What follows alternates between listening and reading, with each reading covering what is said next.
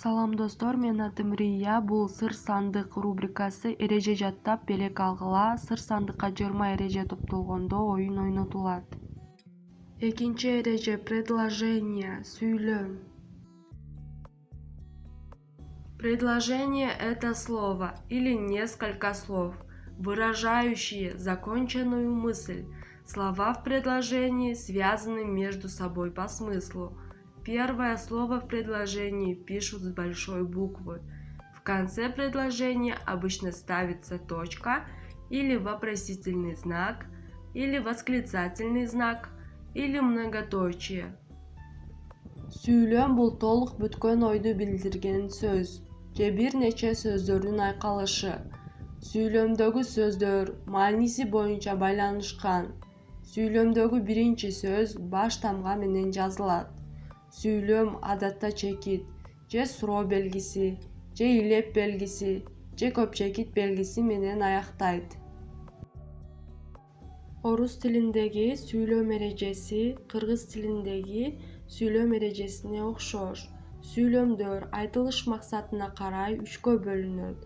Повествовательные предложения, жай сүйлөм, вопросительные предложения, суроолуу сүйлөм, побудительные предложения, илептүү сүйлөм.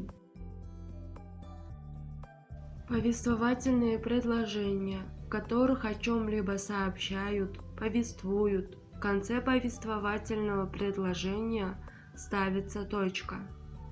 Жай сүйлөм ойду жайынча баяндайт. Жай сүйлөмдүн аягына чекит белгиси коюлат. Пришла долгожданная зима. Көптөн күткөн кыш келди. Вопросительные предложения, в которых содержится вопрос. В конце вопросительного предложения ставится вопросительный знак. Сүйлөмдө суроо камтылган. Бир нерсени сурап билүү максатында айтылган сүйлөм суроолуу сүйлөм деп аталат. Суроолуу сүйлөмдүн аягына суроо белгиси коюлат. Ты закрыл дверь? Сен эшикти жаптыңбы? Побудительные предложения, которые побуждают к действию.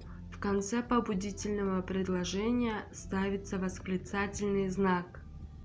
Иш-аракет кылууга түрткү болуучу, күчтүү сезим менен айтылган сүйлөм илептүү сүйлөм деп аталат. Илептүү сүйлөмдүн аягына илеп белгиси коюлат. Ты великолепна, сен кереметсиң.